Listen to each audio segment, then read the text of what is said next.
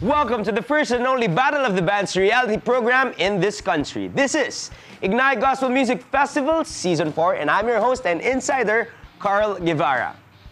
After mag-undergo ng mentoring, 30-minute songwriting challenge at rough performance ang ating mga bands with mentor Ace Libre of Never the Strangers, it's now time para marinig natin ang full and refined version ng kanilang mga kanta. And this time, makakasama na natin ang ating mga house judges. Nangunguna na dyan ang ating house judge na mula pa noong season 1 na si Mr. Harold Hyson at ang ating judge last season na si Miss Casper Blancaflor. Similar naman ang mangyayari tonight. Magpe-perform ang mga bands sa harap ng ating mga judges at kailangan mag-deliberate ang mga judges natin para makapag-come up sila sa iisang score, okay? 25 points ang pinakamataas na score na maaaring ibigay ng ating mga judges. After 4 performances and at the end of this season, pagsasama-samahin natin ang mga scores nila to make up the 50% of their final score para sa ating grand finals. At the end of this episode ay mag-a-announce tayo ng top band for the week na siya mag-uwi ng cash prizes and goodies from Clara Olay and CSM Books. So, ano pang inaantay natin? Let's start the first round!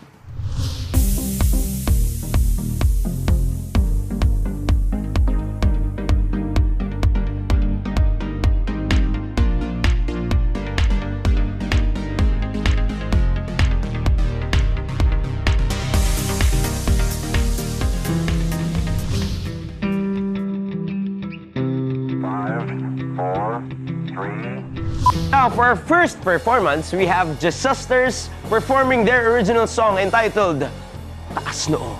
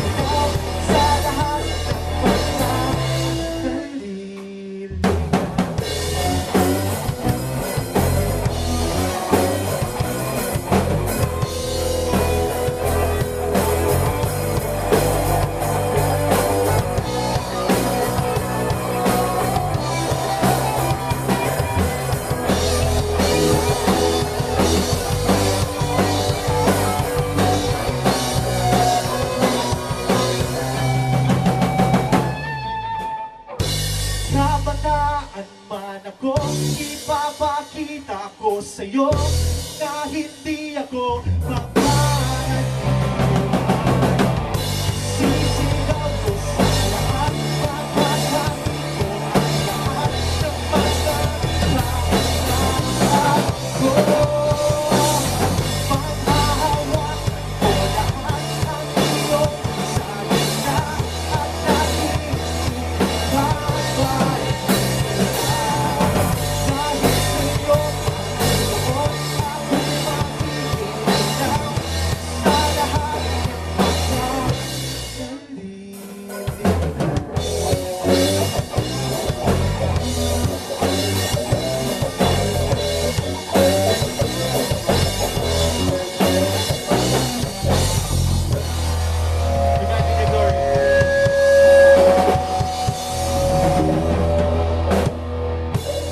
I like the song, guys. I think you did a pretty good job setting the bar nicely to start off.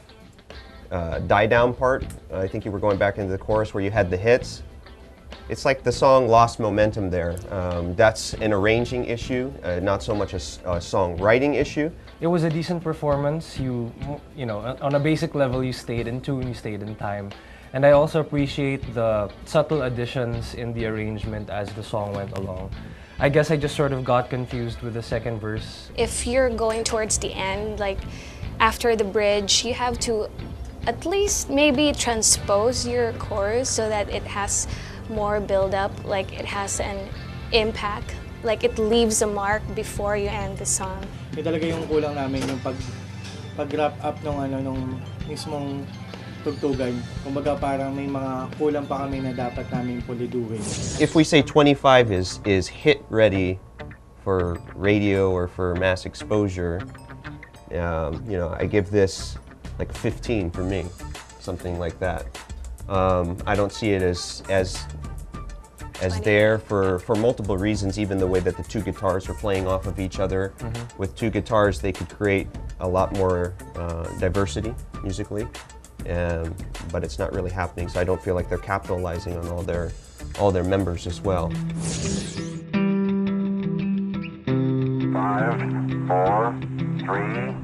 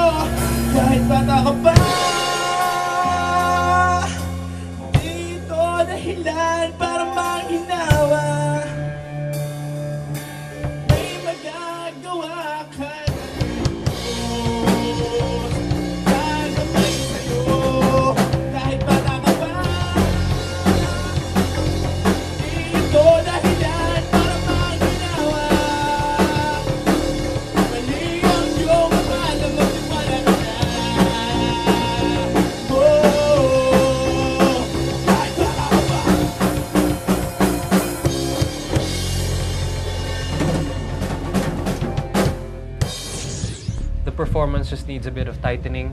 That can be fixed with practice and time. Because I just feel like sometimes hindi yata kayo nagsisync with the drummer and vice versa. I also noticed and I appreciate your shift from halftime to like normal time or double time towards the end. I was about done listening to your song after about 60 seconds because it just sounds too monotonous. It's like we just kind of got hit with the same thing for the length of the song. But most punk songs are like 2 minutes 30 to 3 minutes, and I think that was about 4 minutes. So to me, it's just too long for the way you arranged it. You could do something with how you orchestrated the guitars instead of them playing the same thing, play off of each other, call and response. Somebody plays something, somebody echoes something. Makes it more interesting, it gives us hooks. So to me, middle of the pack needs improvement. The timing was really rough in a lot of places. It's not tight. The song has a lot of rough edges. Kahit bata ka pa! Abangan ang mga susunod na performances sa pagbabalik ng Ignite. Huwag kayong bibitiw!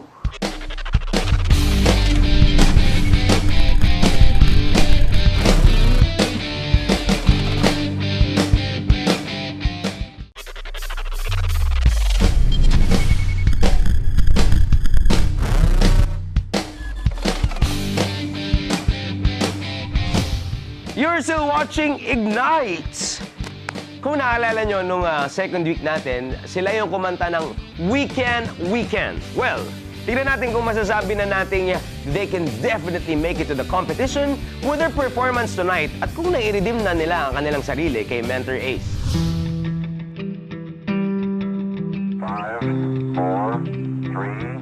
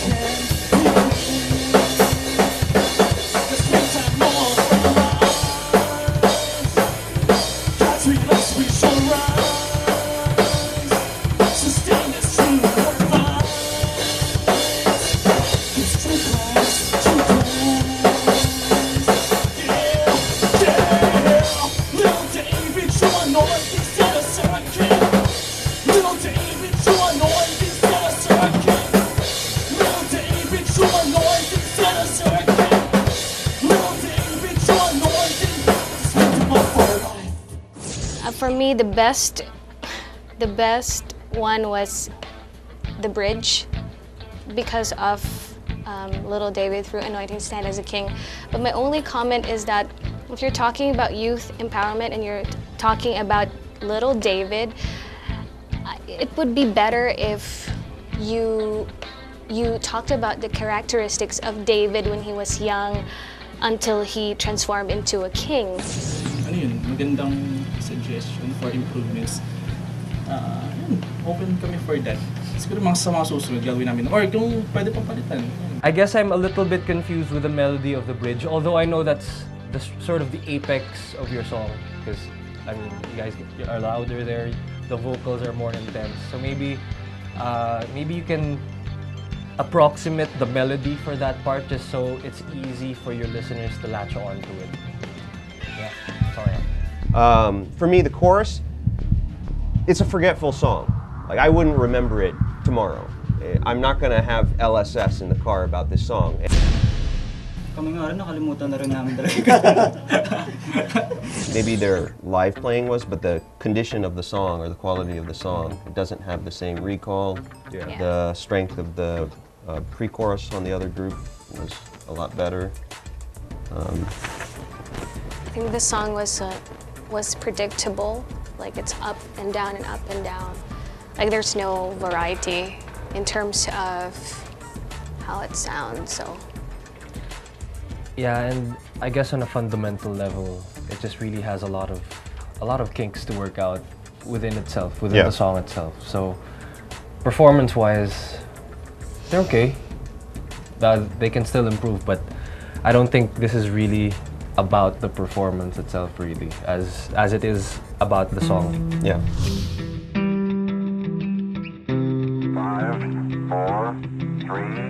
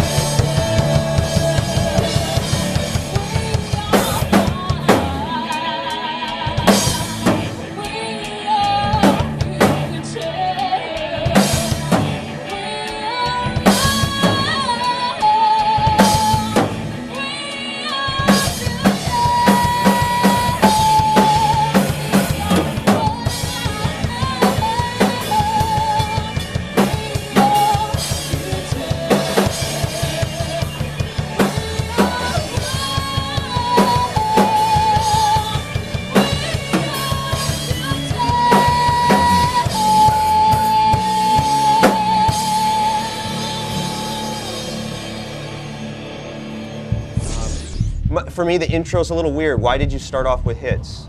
Why did you start off with that big hit sequence? Like, that's the first thing we hear. Like, first impressions matter, right? So what makes you choose to do that, and then it's not that clean? And I was reading an article just this week from a label executive where they said, your audience gives you 7 seconds before they switch the station on a radio or skip the song. So you just wasted valuable 3-4 seconds on some random hits that, to me, don't correlate to the song in any way. And I'm going to probably skip it before I even heard you sing. Pinakita lang namin kung ano yung saan kami magaling, kung paano kami mag-rendition, at kung ano yung genre ng band. Kaya kami nag-come up with that intro. The quiet moment, it sets the mood for that impact and the chorus towards the end. But the 2 lines, I didn't expect that we are one, we are future.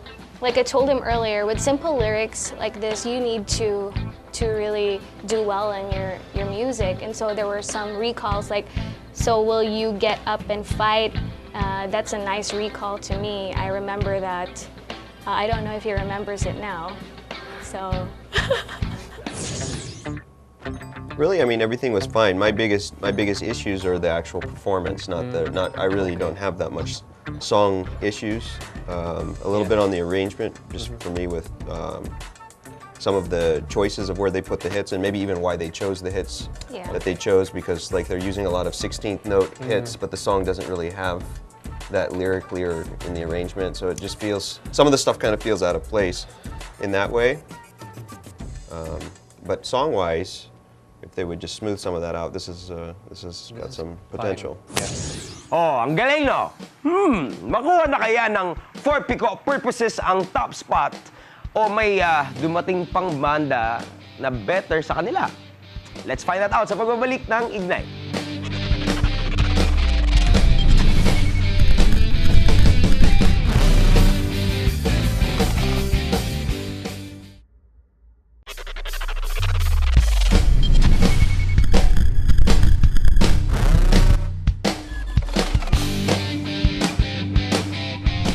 Welcome back to Ignite!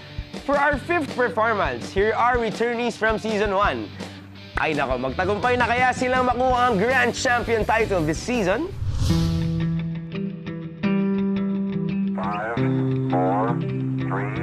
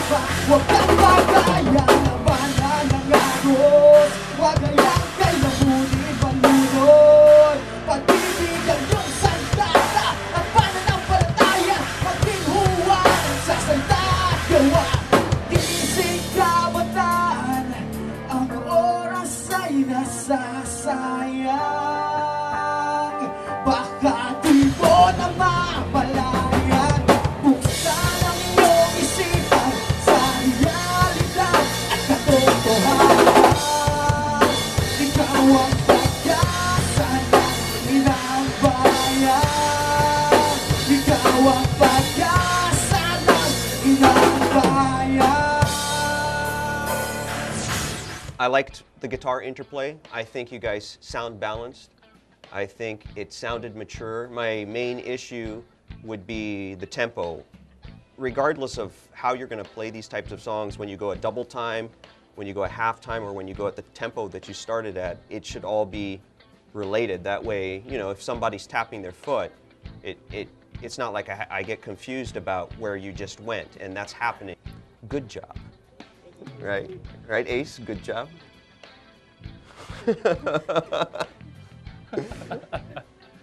Lyrics-wise, I don't know if he understands it, but... Notice I didn't comment on lyrics. I commented on the feel. Yeah, but the lyrics, it was deep. I like it very much. The way you used metaphor as well. And I like it when you said, sundin ang tama, wag kang padaya. I think that hit me. So when a lyric or a sentence in a song hits you, then I think you're off to a good start. We'll take part of it, pero tingin namin mag-stick kami dun sa song talaga. Well, I liked them. I don't know if I like them as the best, but definitely, you know, I think the other group, We Are Future. Right. That's not their name. The name of the song, right? That band who did that, yeah. They did better. They have a better overall song. These guys, it's rough around the edges. You know, the chorus is definitely not as strong as that song. Yeah. And the chorus is what sells a song. Yeah. And I mean, the genre, if we want to penalize them for genre, the genre is not going to have the same mass appeal as the other group either. Of course, yeah. Well, I thought the chorus had something like... No, Something, but it didn't push It did, but it didn't have the same recall. Yeah, okay. And the same hook. I agree. The lyrical and the melodic hooks in that song are stronger than this one. Okay. Well, I like them too. And performance-wise, they beat the other group, right? Right. I think that this is the best performing group. Confident. They just sounded full. Yeah. Yeah, Well, and that's it's the true. tone, the EQ of the guitars. Right. 5, 4, 3.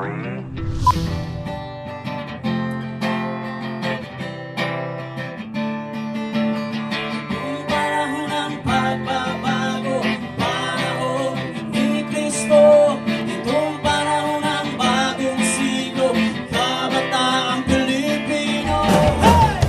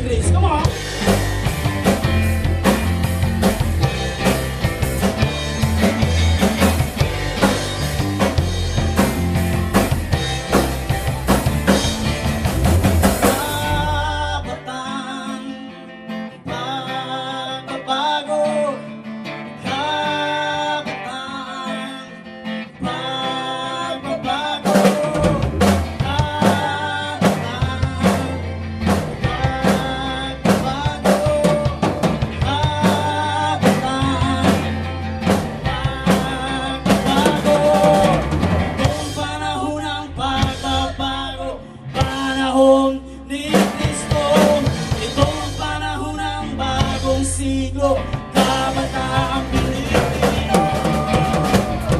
Isina, isaya, bago-bago naman. Isina, isaya, si Jesus na kailangan. Kabataang Pilipino, sa buong mundo. Simula ng pagbabago sa sarili mo.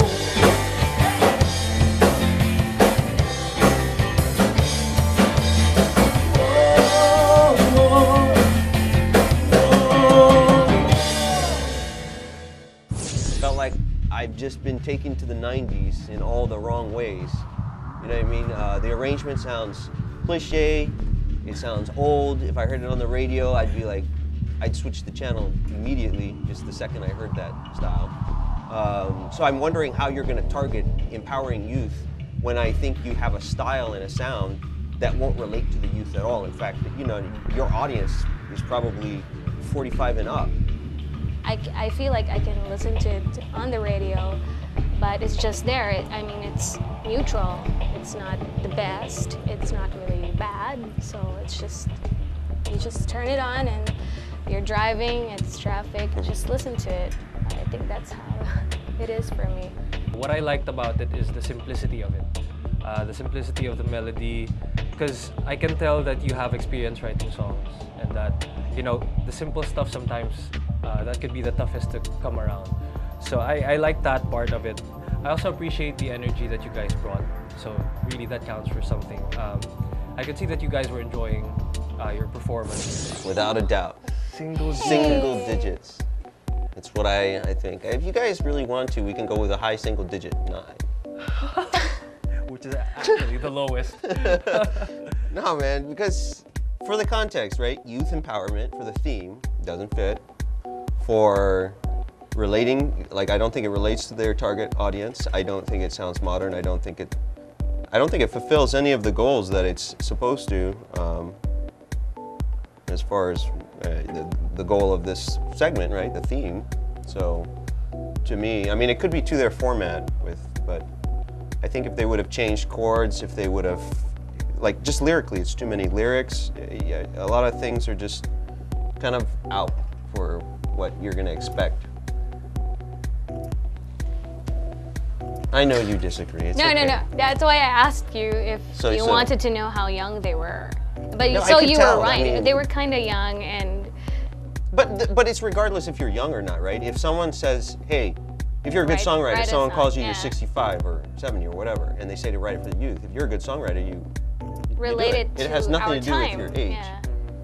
So for me, it's like, it's regardless of how old they are, it's what was the theme and what are we trying to do? And then do you package it in a way that it reaches your audience? Yeah, they didn't hit the theme of this. It's like a middle-aged empowerment. Make the most of your time left. I don't know, man. We are now down to our last performance. Oh, may mga hula na ba kayo kung sino ang makakakuha ng top spot this week? Susunod na ang last performance for this week at ang announcement ng top band. Kaya huwag kayong maglilipat ng channel, magbabalik pa ang Ignite Gospel Music Festival Season 4.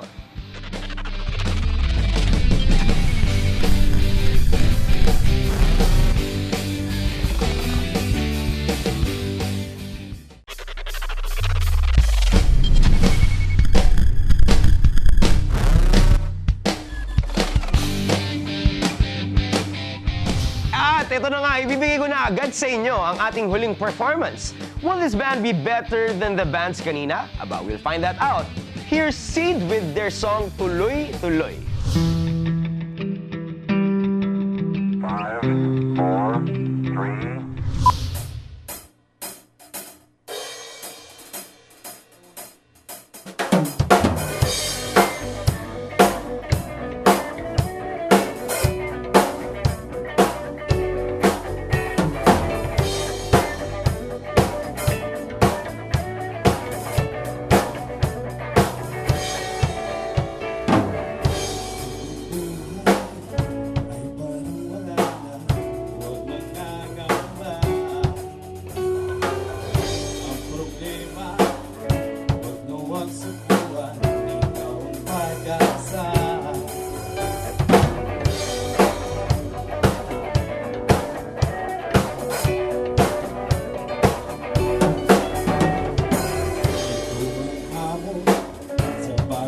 kabanata at sa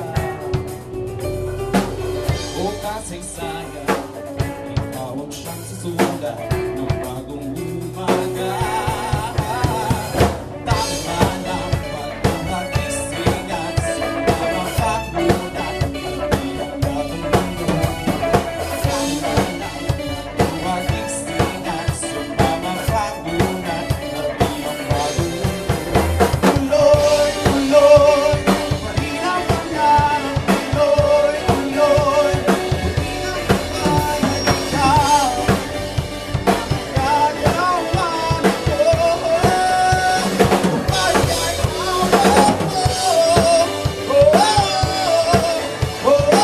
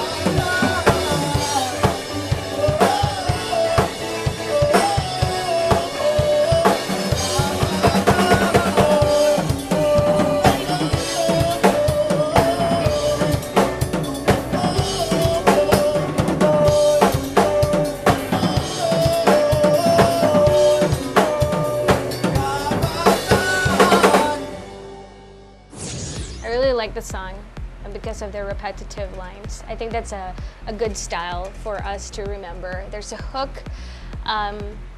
there's groove in the music. It makes me feel like there's movement in the song, and that's very important. I feel like you used the magical 4 chords. It's so magical that I hear it. I was just waiting for the keyboard solo. Like, there was that part that you were just moving, and that keyboard solo, I'd like to hear that. Now, you did something, but you could have put in a little bit more, like, yeah, I was waiting for that, so I guess that's it. I like it very much. I like the song as well. I thought it was fun. Chorus is good. You have a really strong chorus. It has a lot of recall, and it's easy to sing. Tuwa kami dahil Sa akin, okay siya. okay. I thought they were good. They have the look. Oh, they have the look, yeah. Yeah. Except they could be more confident. Okay, yeah, of course. Yeah. Particularly the frontman, I guess. Yeah. Yeah. He got the look, but he needs to have that. So what, best chorus so far? Yeah. Do you think they can make? So do we give out the elusive 20? Yeah, that's what I was That's thinking. the question. Alright! Talaga naman nakaka-LSS itong huling kanta na to, no? Before we announce to you the scores and the top band for this week, let's ask muna the judges kung kamusta ba ang kanilang experience working together. I know he is very critical. He's very critical, but he's very honest. And because if you're honest, it will really help.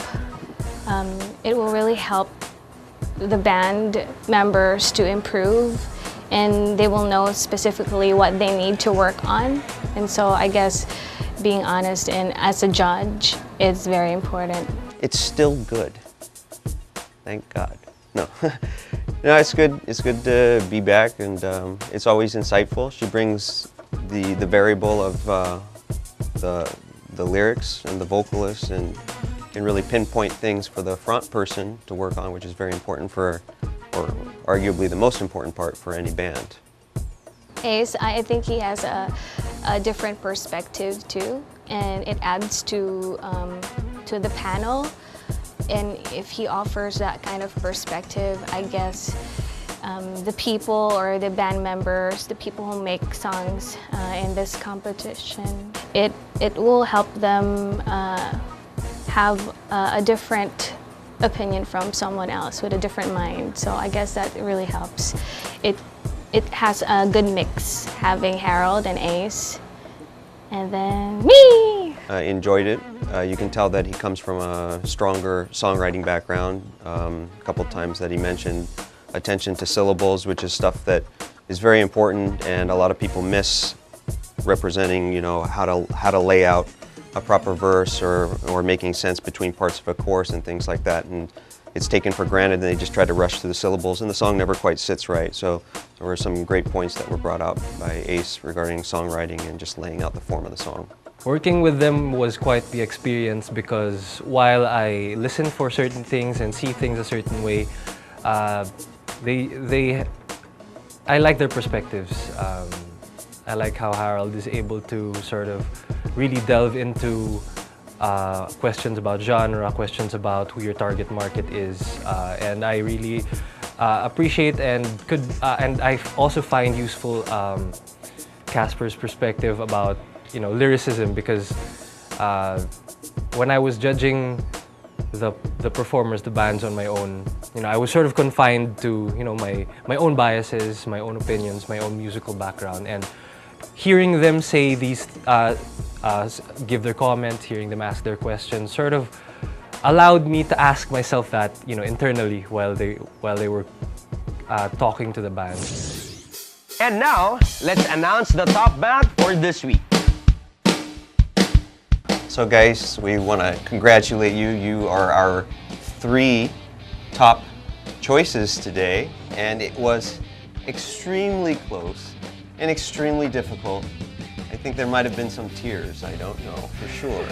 And out of you 3, we had to choose one favorite for today, because there has to be one. And what we chose was the band Up. What did it? The band that we chose as a unanimous favorite for today was Seed.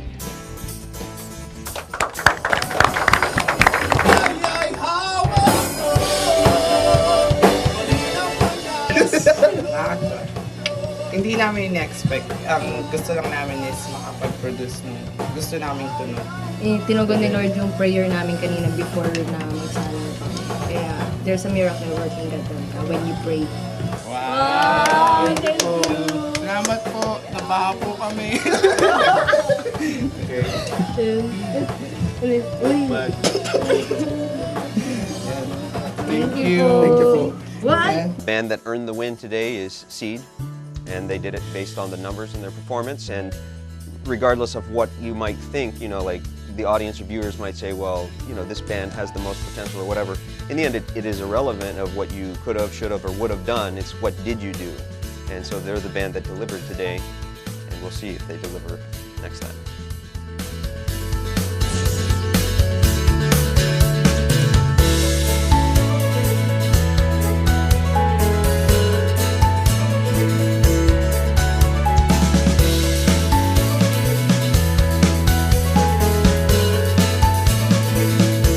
At sila po nagtatapos ang unang round ng performances ng ating mga bands. Congratulations sa Seed for a well-deserved score this round. Next week, isa na namang mentor ang kanilang makikilala. At balita ko, ang dami nilang matututunan sa mentoring session na ito. We'll see about that next week, kung sino ang mentor na ito at kung ano ang tema natin next week. Pero sa ngayon, i-follow nyo muna kami on our social media accounts for the freshest update about Ignite. Sa Facebook, it's facebook.com/Ignite Gospel Music Festival. At sa Twitter naman, you can follow us at IgniteGMF. And while you're following our social media accounts, I'd like to promote my very own band's social media accounts. It's facebook.com/The Who Ones Official, our Twitter account at The Who Ones_band, and our Instagram account at The Who Ones Official. And of course, bago tayo tuluyang magpaalam, we would like to thank our ever so supportive sponsors. Maraming salamat po sa inyo. Thank you to Infinitive Entertainment Studio, Eton Centuries, CISO International, House of Praise, and Church Strengthening Ministry. Magkita-kita tayo ulit next week. Once again, I'm your host and insider, Carl Guevara. Ignite the fire of musical excellence. This is Ignite Gospel Music Festival Season 4.